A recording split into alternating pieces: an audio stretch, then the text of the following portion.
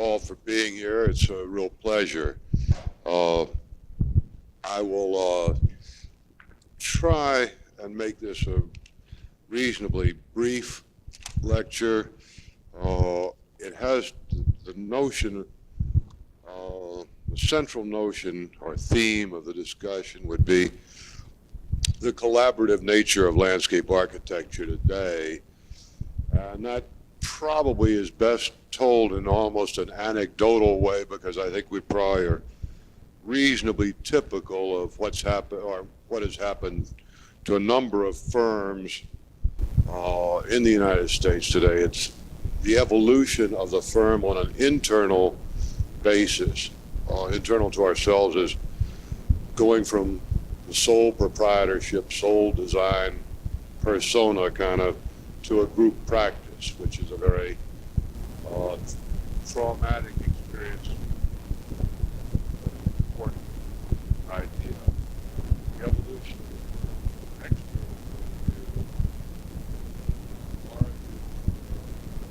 the landscape consultant in the traditional role of assisting an architect in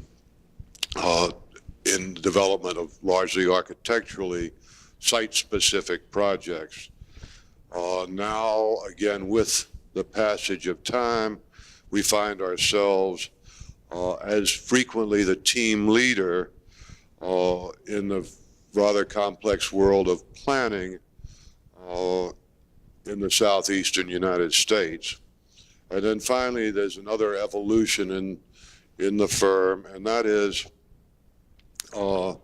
kind of your geographic horizons. We started out, or I started out in those days, as a sole practitioner on a very local basis in South Florida. Then, as we grew, we became more oriented up and down the East Coast, and finally we've expanded to become a national and international firm. That was filled with trauma too in the middle 1970s. You're all, at least the student body's too young to remember those trying times, but it was the equivalent to the crash at 29 in the stock market for anybody in the design professions. It was just an absolute disaster. And as a result of that, we shut down offices in such glamorous places as San Francisco and New York and London, and became once again a small town regional firm. We were still hemorrhaging pretty badly until the late 70s. We have regained our health, I'll touch wood on that, and now are practicing more or less regionally again, and with specific opportunities we'll go overseas or wherever a specific opportunity or specific client will take us. Again, I can't emphasize enough the notion of collaboration. It is internal, and our organization, I hope, responds to the collaborative model. We are organized physically. Some of you, I understand, have already been to our offices. We are physically organized in studio spaces that accommodate between 6 and 10 people, which we find is the kind of the optimal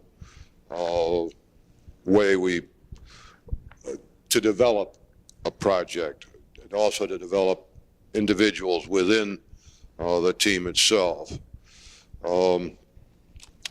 We make a conscious effort. We're sometimes more successful than others to make every person a meaningful contributor to that team. Inevitably, there's going to be grunt work that typically the rookies will get the base maps. It's not going to, unfortunately, it's even if you're a first-round draft choice, you probably end up doing a base map or two. But we try to quickly get out of that and into a meaningful role for everybody in the firm. We have again, external collaboration. The client is a collaborator. He's not an adversary.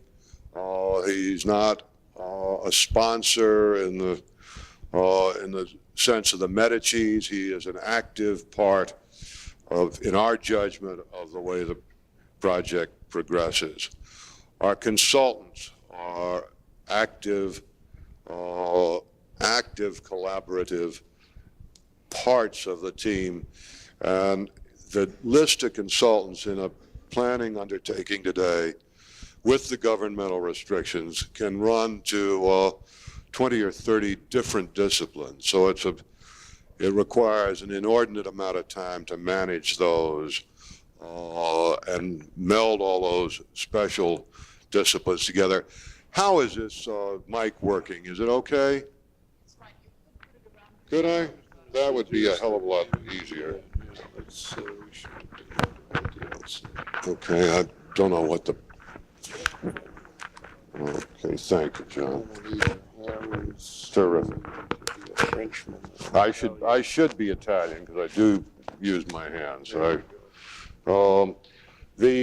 Again, another arena of collaboration are the governmental agencies, and they are legion, local, state, and federal. A typical DRI, or Development of Regional Impact, in Florida today will require that you touch base with no less than 22 various agencies. So if these people are alienated, if you deal with them in a confrontational mode, you can expect confrontation for a long time to come. And then there's a whole host of other team members from the client side, namely as bankers and financial institutions. So those are some of the collaborative undertakings that I'll try and speak to as we go through the slides this evening. One note on organization. Today, a firm, or at least our firm, and I suspect there are others like us, are really three different entities. There's a legal entity. We are a professional association, which is, for all intents, a corporation, except the partners, except the stockholders and directors have unlimited professional liability. But that is how we are legally organized. Operationally, we operate as a partnership. One man, one vote. We are governed by consensus, which I'm sure any of the faculty members here can probably relate to that being a trying experience. But we feel that consensus is necessary in our practice because that's really the way it has to be. I guess I could pull rank, but it really doesn't work very well that way. 6 of the 8 partners actively lead studios. Typically the studios are, as I mentioned earlier, 7 to 10 person staff members. There are 2 of us, Dick Dickinson, who heads up all of the administrative and finance and contractual activities. I'm glad he has his job. I have mine, which is kind of general design assistance to the firm, to the partners, to the staff.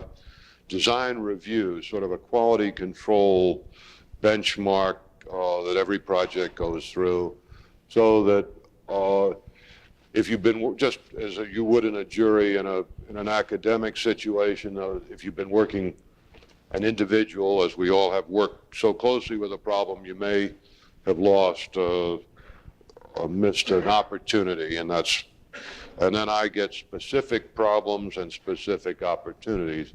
Specific problems are when some disaster has befallen and the buck sort of stops here.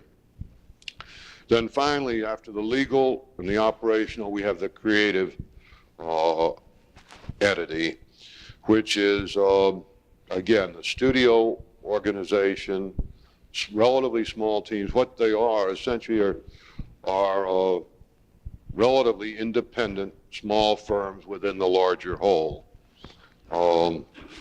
And there are some things that we do that may be a bit different. We have a project was assigned to a studio, and that principal and his team carries that project from initial programming, site reconnaissance, all the way through contract documents and field inspection. There are some pluses we feel in that methodology of that organization. Continuous client contact, which is, I can't speak, it's very important. It's one of the, I think one of those things that have made us successful. There's a sense of accomplishment for the design team. They see it through its entire evolution and are part of that from start to finish. And it develops staff. We tend to like to have the staff become, to the extent possible, generalists and able to do accomplish all aspects of the profession. There's a clear-cut minus. It's probably less efficient than the traditional separation of design and production, and there's probably greater opportunity for error, but we feel that that's a relatively small price to pay for all the benefits. Again, the model is a series of small firms supported by kind of an infrastructure, if you will, that enables those design teams to devote their energies to the creative process and activities. So business development, marketing, what all that mysterious stuff is about sits aside and assists them, as does contractual relationships both with the client and with the consultants. Those are all handled by Dick. Billing, accounting, collections, all of those rather unpleasant but important aspects of the business side of it are also handled elsewhere. So, having set that stage, I'm sure there are many shortcomings, but for the moment, this approach to organization seems to be working both for the individuals in the firm, and for the client, the ultimate consumer. So with your indulgence, I'll show you some slides, and hopefully I can show them to you quickly enough so that we won't lose everybody. If I may. Small commercial. This may reflect what really has happened to us. We've gone from being landscape architects and planners / whatever. We really regard ourselves today, and our practice is largely planning with landscape architecture. Are the lights too bright? Because they apparently can. Like the spots out. Yeah. Just so the real essence of the firm is the people in it. The fellow in the striped shirt is a Ball State alumnus, Rich Halleck. Kate is from Michigan State. This is our board of directors and the ownership of the firm. Doug Kuhlman apparently didn't get the word that this looks like a bad song and dance team is what it looked.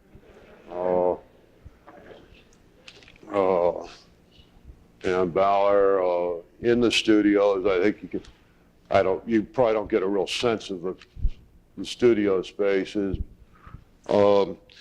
This is something that is, this is Susan Lounsbury-Ludovicki, and you'll notice she's not working on a drawing. We discover that one of the things that has happened to the profession is that we're in the publishing business. We write the equivalent of about 40 books a year, and it's something that I wish were different, but that's the realities of our life today. That's Gary Dirk and Doug Kuhlman. And Perry Howard, and we've just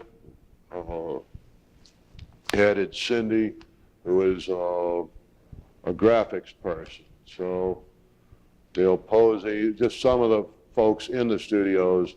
Some years ago, we developed our own office, and that's where we live professionally. I spent 20 years in a professional slum, so it's a real pleasure to be in a place that's designed for our needs. We tried to design it so it blended in with the residential neighborhood in which we're located. And, we even have a swimming pool that's a leftover from the prior tenant. That's a little guest house where we frequently have office meetings. We're going to just go through some categories, and I'm going to try and relate roles and what's been happening. This is a project designed in the early 70s. Our firm was brought in as we were the landscape architects and assisted in the site planning to the architects. Water here is all man-made. This is the site plan. It was a residential community within Boca West, and trying to reconcile various housing types to the extent that you can overlook green belts and water. You can enhance land values. It's been the same since time immemorial, since the great squares in London, Central Park, Lake Michigan, whatever, in a small man-made created way. This is what we were doing. This is again, we were the consultants in this instance to a developer who was trying to develop a community on the brow of Lookout Mountain, Tennessee, and I quickly go through these. This was one of the early projects where we began taking the lead in the planning side of things. It's a project in North Carolina, a resort community called Conisty Falls. We had nothing to do with this. I wish I could claim it, but that's Mother Nature at her very best. Trying to make do with some very mediocre rondet architecture, but trying to cite that in a way that was imaginative. Here again, a retirement community in South Florida, different architectural style, but as landscape architects, enriching an environment largely created architecturally. This is a project that we're working on right now, one that I'm very proud of, and I think may have some very far-reaching, it will either be have some very far-reaching effects, or I will probably be shot at dawn. It's an island across Calabogie Sound from Harbor Town at Hilton Head, which I'm sure a good many of you are familiar with. It is an island. It does not have bridge access. And one of the precepts that we were able to convey, and our client has subscribed to it, is that it will not have the internal combustion engine. It will be served totally by golf carts, bicycles, horse-drawn vehicles. We are currently dealing, this represents a total of about 4,000 acres. This is phase one. It is about 1,100 acres with a total of about 1,000 dwelling units, in large measure in single family configuration in some clusters. The golf course is under construction. The golf course is by a fellow by the name of Reese Jones, and it is some of the most gorgeous vegetation you'll ever see. This is the historic lighthouse at the Hague Point, and some early visions of how the boat, how the transportation, how the docking wanted to be. This is unrelated, but is that you can see a dock about halfway up the slide from the marina. That will be the embarkation point from Hilton Head. Here is the first of the carriages on island. And I'm sorry I don't have any existing photographs of that because it's spectacular. This is a project, our first effort, real effort in recent years at affordable housing. It's in Charlotte, North Carolina. And this is a team that we assembled and had a fair amount of control over a good portion of it. It's relatively high density, some early sketches. This is the sales facility and offices. This will ultimately become the community recreation center. That's the housing. You can see if it weren't for saving the existing trees, it would be pretty bleak. So make every effort if you can work. This was a tough one because it was high density, a large amount of mass grading, and it was very tough to save a lot of the trees.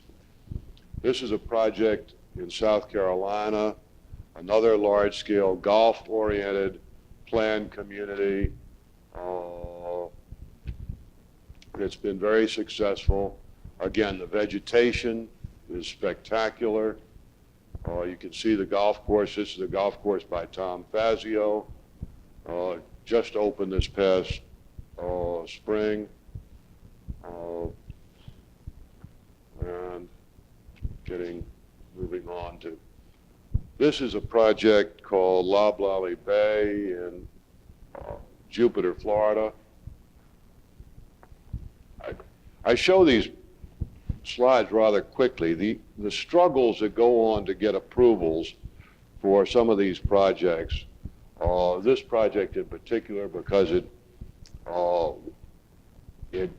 we had to make a case for the destruction of some mangrove. We did that by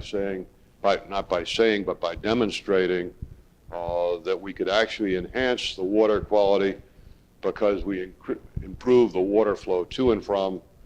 The flushing action around the roots of mangroves is rather critically important. But the Defusky sequence has been over 2 years in approvals, and these require infinite hours of painful, not painful, but persuasion, of being told you're wrong, having to go back and document that you hopefully are right. So it just goes on endlessly. This is now at its most awkward stage for photography. The clearing has been done and the revegetation has not yet come back. This is a clubhouse, the docks. I mean, these docks is a small point, but you'll see that the mangrove line is undisturbed. In other words, there's no seawalling. The docks and its boardwalk are totally freestanding in order to preserve the ecosystem. Housing is tucked back in the woods. Some of the units have no vehicular access. They're accessed strictly by boardwalk. Those have not, by the way, been a conspicuous success in the marketplace. That's a footnote. Please don't carry the word too far. This is a project in Myrtle Beach, Florida, which I'm rather proud of. It is a low-density project nestled in a bunch of oak trees, and it's really been quite handsome and well received. It's been fun to work on. This is, well, I'll come back to this in a moment. Our office experience, this is one of the happiest projects I ever worked on. It was PepsiCo World Headquarters. It was done in collaboration with my father's office. And we had the great good fortune of having a client who wanted to become a benefactor of the arts, so that was fun. This happened to be the old, if you'll notice, there's where the building sits astride a rather large expanse of grass with woods. Expanse of grass, the old great big meadow that, by the way, had to, when you try, you've always heard about sheep's foot roller. Well, polo ponies galloping up and down there for 50 years had made that soil literally the consistency of concrete. It took a, I'm trying to steam hammer to break it up for tree pits. The man-made lake at the bottom of the slide was a fortuitous set of circumstances, and we were also able to hide the parking lots from the building in the trees at the sides. This is the entry to that, looking back from the lake to the rear of the building. David Wynn's Grizzly. Every major sculptor today is represented on the grounds, and it's been great fun. This is another corporate facility for IBM in Boca Raton. This one was done with the late Marcel Breuer's office. And one of the disadvantages, IBM is a marvelous patron of architecture and landscape architecture, but they go through periods of corporate indecision. We did the project when they were feeling that they didn't want their shareholders to worry about how much money they were spending on landscape architecture. So, and then we had another period.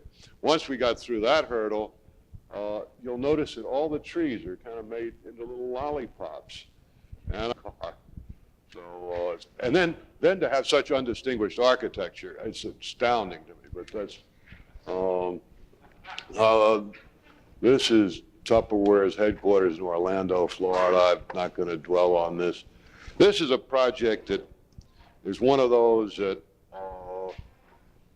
was a dream that did not come to reality. I don't know if any of you heard about Ecumed.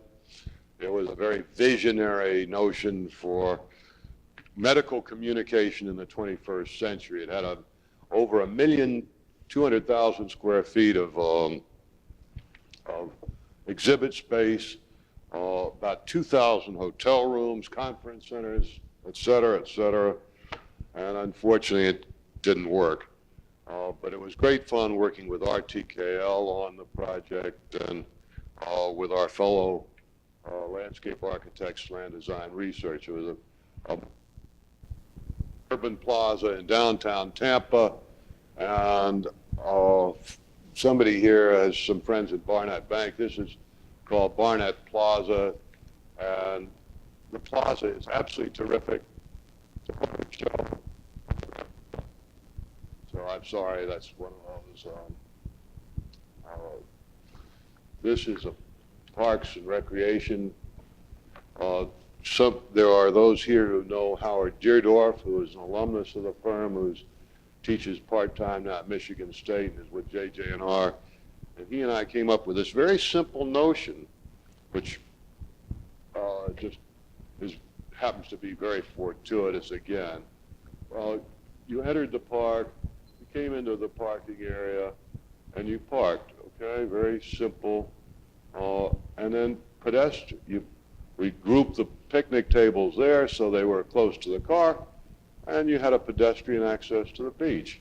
And that happened to be symmetrically about more or less. So it served. The park now gets about 1,200,000 paid admissions a year, plus the citizens of Boca Raton. So it's a kind of that's what that's all about. Obviously, our work contributed about 5% to its popularity. The beach across A1A was obviously the draw, but it's survived extremely well, and after 15 years of very hard use. That was one of the earliest times we used Purple Heart. I don't know if any of you are familiar with it.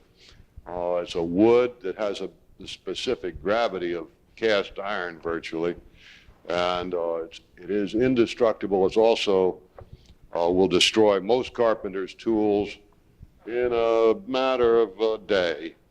And you'll very rarely find that that contractor will bid on your work again. We could have.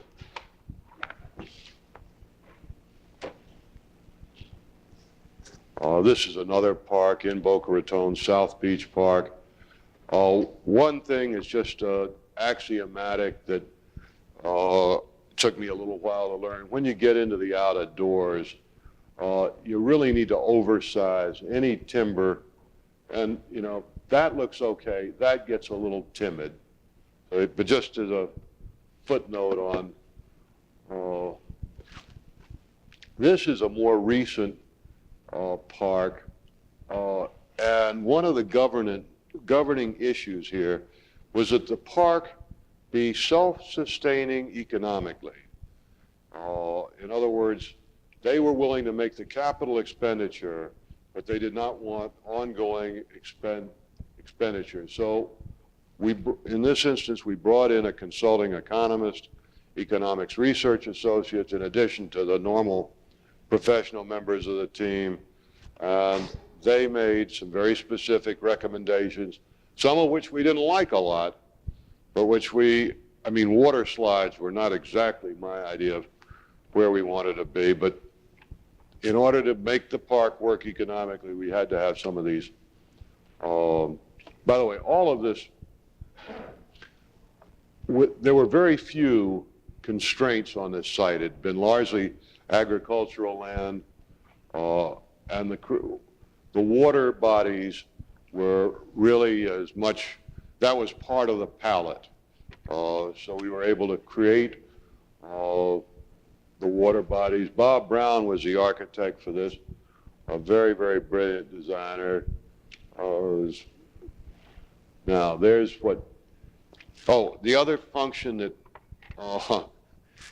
this is sad, other function that makes a lot of money for parks are picnic tables and picnic shelters.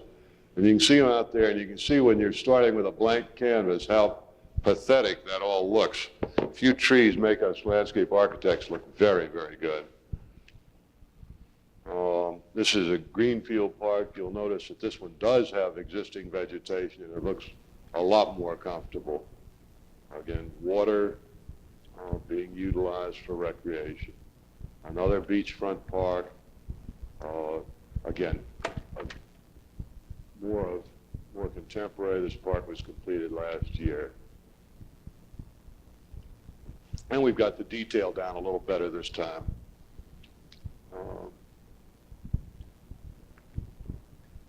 This is a shopping center called Bal Harbor Shops in Bal Harbor, Florida.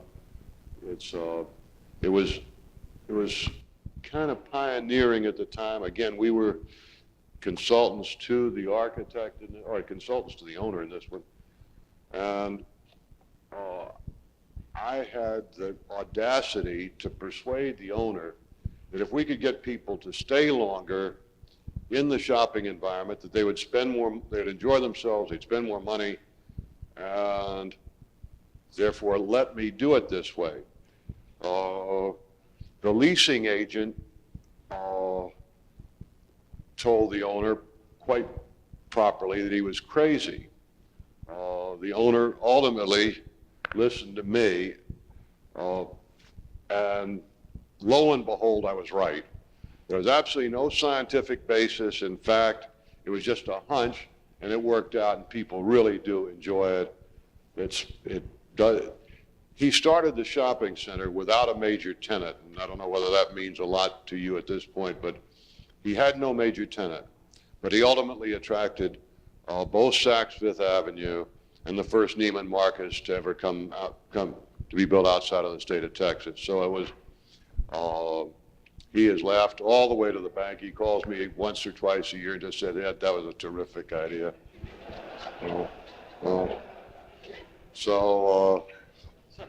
I've made one friend, at least in 25 years. The leasing agent, I don't know where he is today, but we did something. This is another little funny story. Well, I was asked why I went to Florida when I was born in New England and grew up as a New Englander.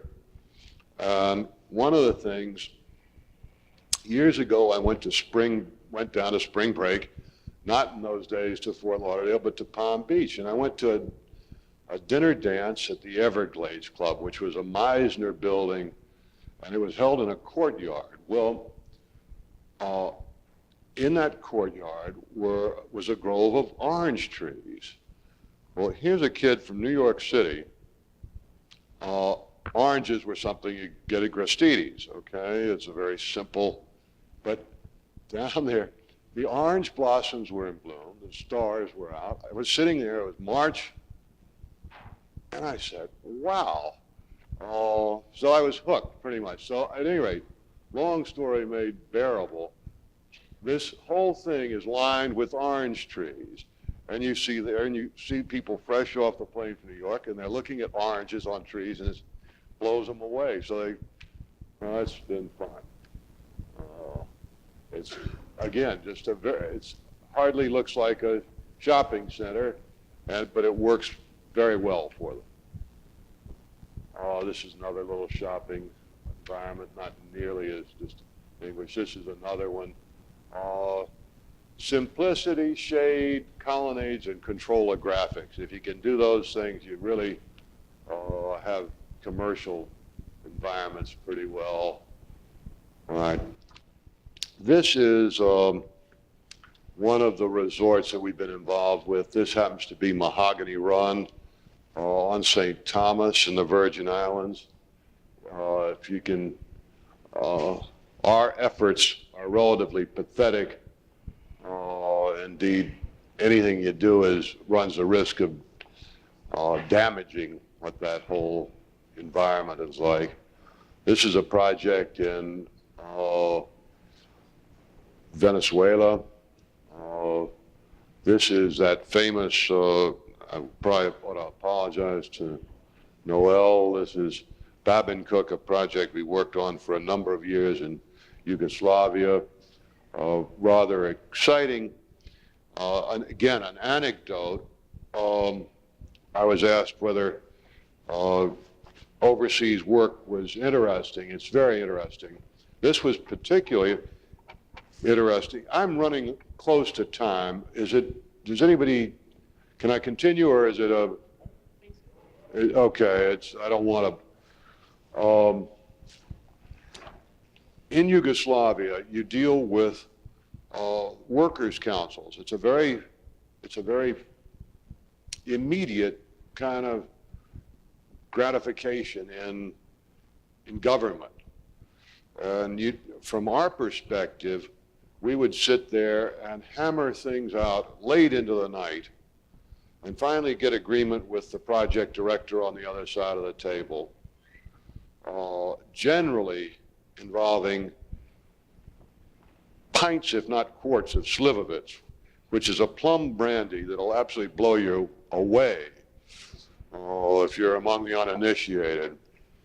The next morning, you'd come to the table and you'd be ready to embark on this new course of action that had been agreed upon by everybody.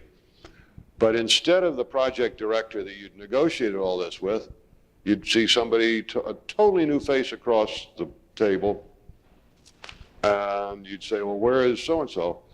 Well, we had a meeting of the committee, and we didn't like his decision, so I'm now the project director. And that would happen with our architect colleague. We had it was a very complicated piece of work. Socialism,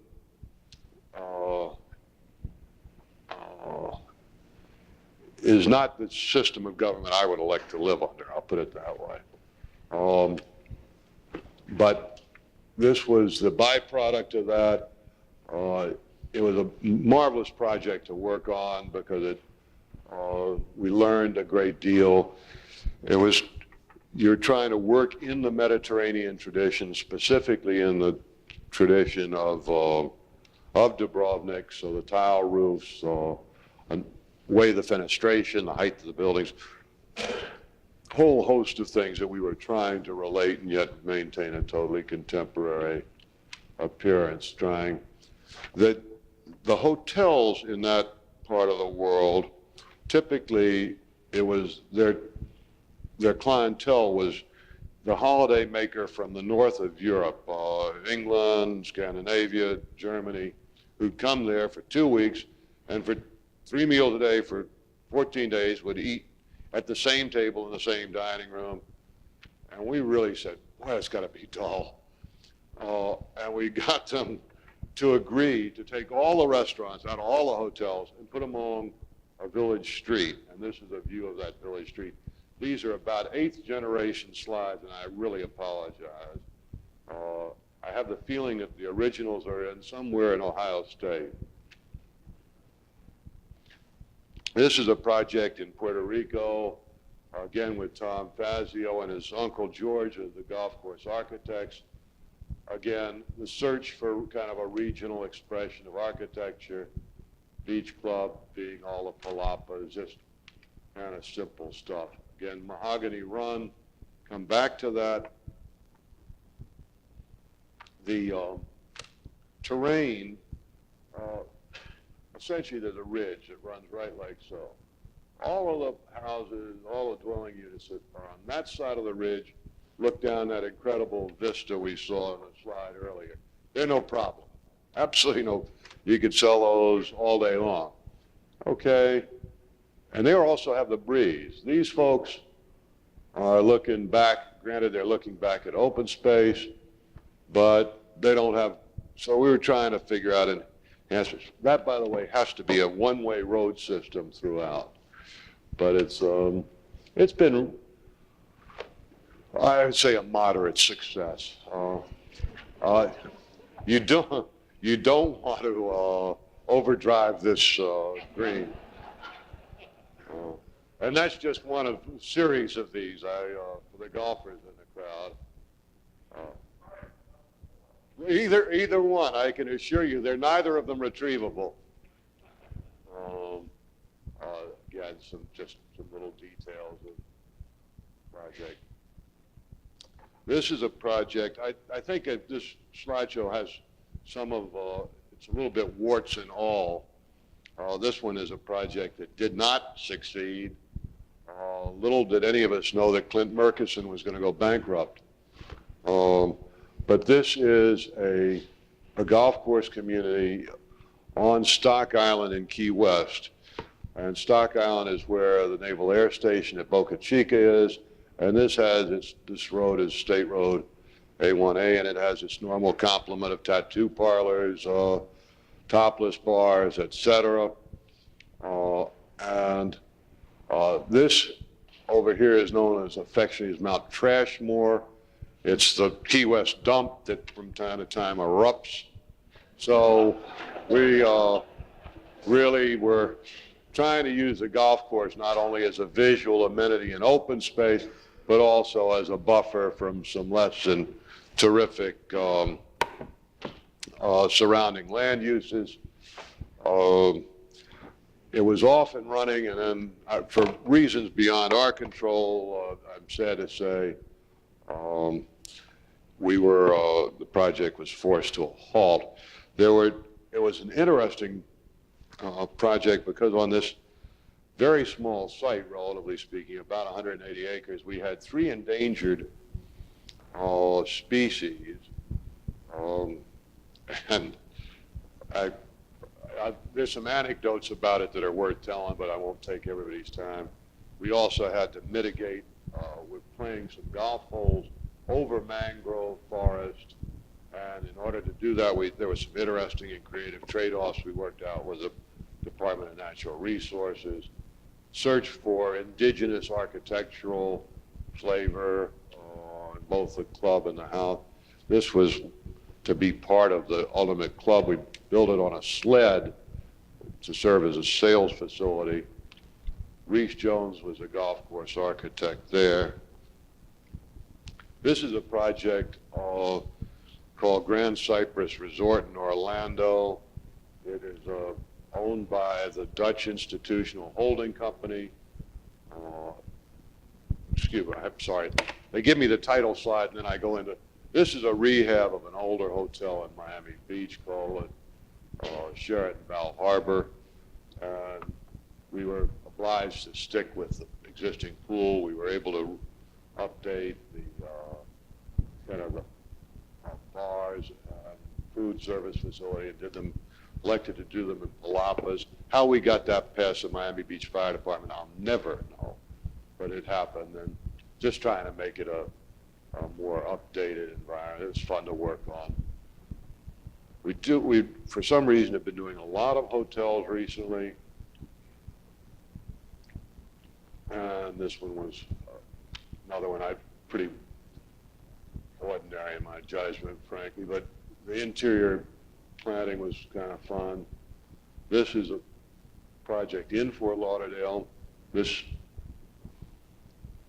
a really interesting feature here was through most of the coast of Florida developed up until middle 70s. They had people were talk about environmental lack of awareness. It had just come in and bulldozed down the dune because that was interfered with the view to the ocean, right? Forget that it protects you from hurricanes and all the other. So this was built on the site of an older hotel where the dune had been indeed bulldozed. Well, we were asking for some things from Department of Environmental Regulation, and we said, okay, would you consider if we build you back a 15-foot high dune? And they said, yes, we will. And so we recreated the dune for the entire length of this, and now the state has passed an ordinance that any new project being done will have to have the dune recreated. So it's a kind of an interesting, Bill Marriott says the only difference between a 2-star hotel and a 4-star hotel is flowers. So Bill Marriott was down there for his Christmas holiday and said lots of flowers. Then, which was fine with me. He had to tell the manager that. The manager's got to authorize me the budget to put in the flowers, which is fine. But you can see the dune. Here it still has the snow fences in, but that's been kind of marvelous.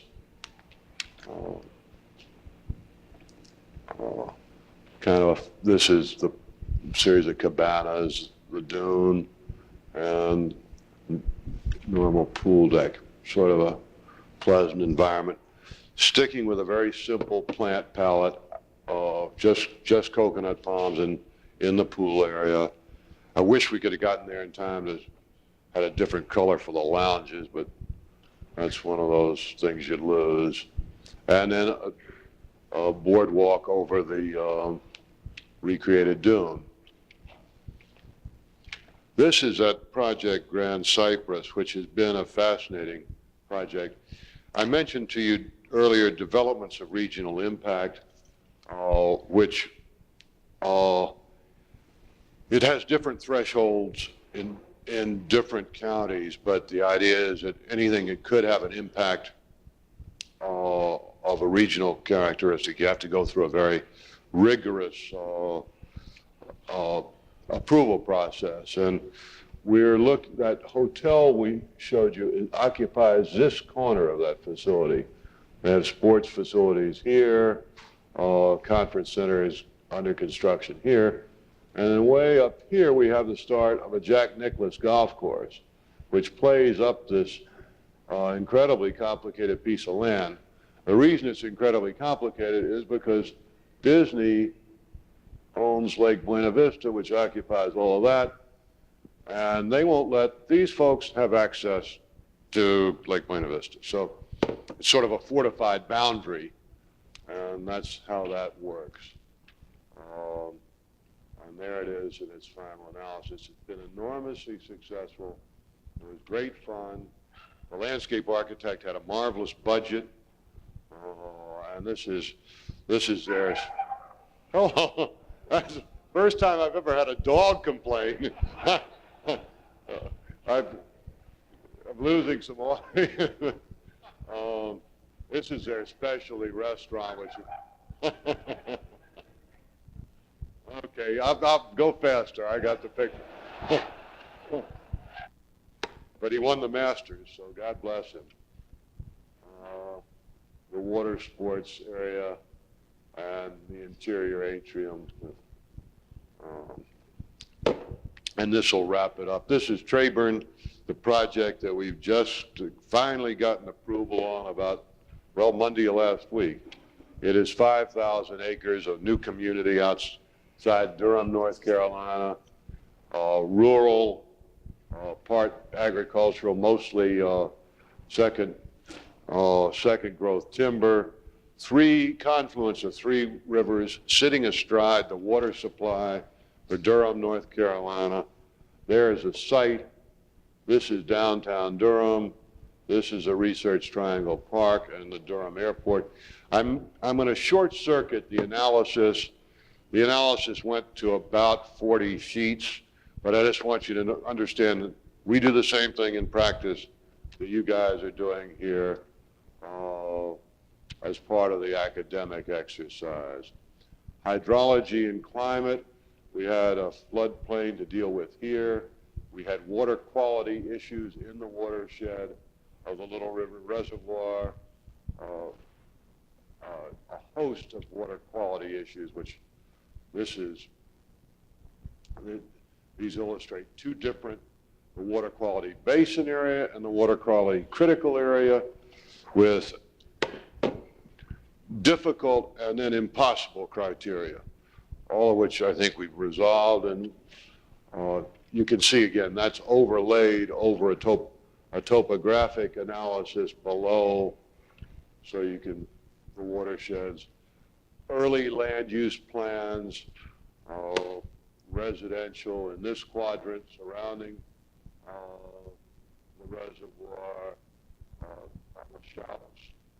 more shallow slopes, more intense industrial use going on up to research and office and sort of thing. Again, the list of consultants there, I think, and those are just the ones that were published. They're probably 10.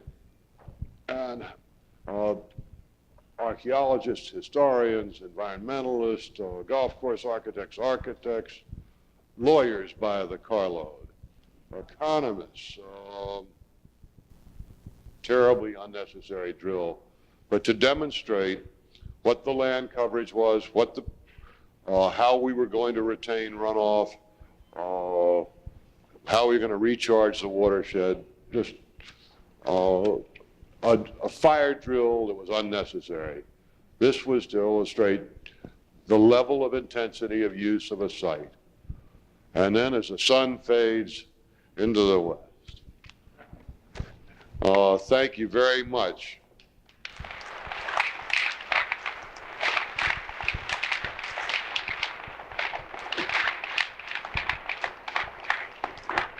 If there are any real masochists in the group, I have another tray of slides that I'd be happy to share with any hardcore types. It's a tray of slides that we put together to illustrate how to clients what we do. It's a very hard thing to describe the planning process in words. Well, what does it look like? What are the end products? What do I get at each stage of the development? So that's, if any of you are into pain, I'll be happy to do that with you later. At this point, if I can answer any questions on the work you've seen or anything else, I'd be thrilled to do it. Tell me a little bit about that Risky Island. You indicated the automobile less. How can you sell anything like that? Well, as I say, we persuaded somebody to try that noble experiment. There are models for it. Mackinac Island in Lake Michigan is one. Fire Island off the coast of Long Island is another. They're environments that are totally automobile-free. And we feel, and we've had market research support it. Now, granted, it's not my money I'm betting, but that there is the whole idea of resorts is that you're really trying to create a more idealized environment. You're really trying to get away from your everyday work kind of stressed environment and go into a world that's really more out. It's a very, I don't know. Will ask me in a year and I'll be able to tell you whether I was crazy and I've done a great disservice to my client or whether it'll work. Any others? Yes, sir.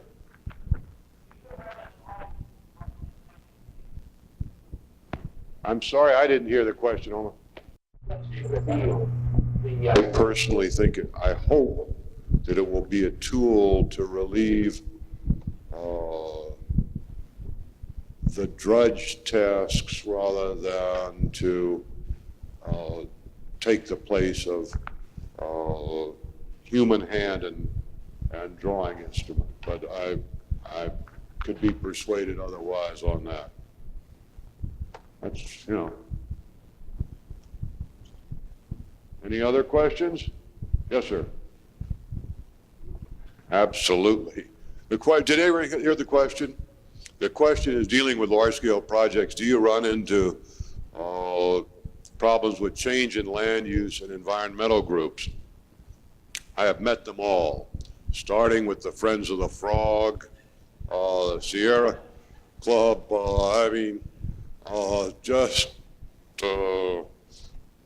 and the thing is, yes, there are problems. You're in a confrontational mode anytime you change anything. Anytime. And you have to learn infinite patience to remain soft-spoken, even if you'd like to, jump across the podium, because everybody has their perspective. The strategy today is to overstate a position in hopes of delaying you to the point the developer goes broke and the project doesn't happen.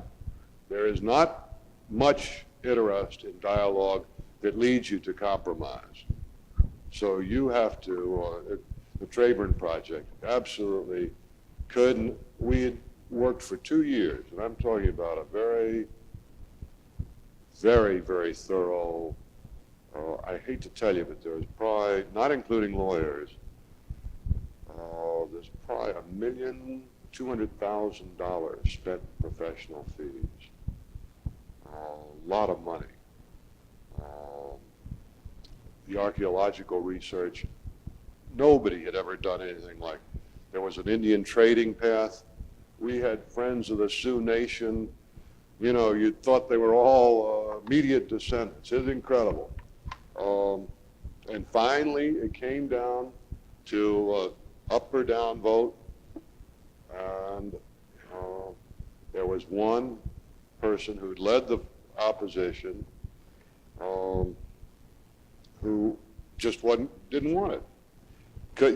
You couldn't have ever satisfied it. There was another fellow who, I think his convictions were there, and the other folks thought that we had done our work and it was worth approving. So, yes, every time you do change a land use, however benign you think it might be, you're dealing with people that would like to stop you from doing it. And you just have to, that's what I guess I was saying in answer to Omar's question. You've got to be intellectually agile enough to say, okay, here's the challenge that they've set down. How do we either mitigate it, avoid it by just, all of the objections on Defusky, we had a very simple, you don't like that? Fine, we won't do that there. We had enough land, you just say, okay, that's Indian burial mound, terrific. You just stay right there. And the Indians will stay there until somebody wants to come in and excavated on a scholarly basis. Watersheds, talk about an emotional issue. I mean, and it should be. I mean, I'm not saying it in any pejorative way that we are right and they're wrong. It's just, if you're going to do anything today, particularly if you work for the private sector, you've just got to be intellectually well organized. That's all. Thank you very much. It's been a real pleasure. And if there are any hardcore, I'd be happy to share that last tray of slides.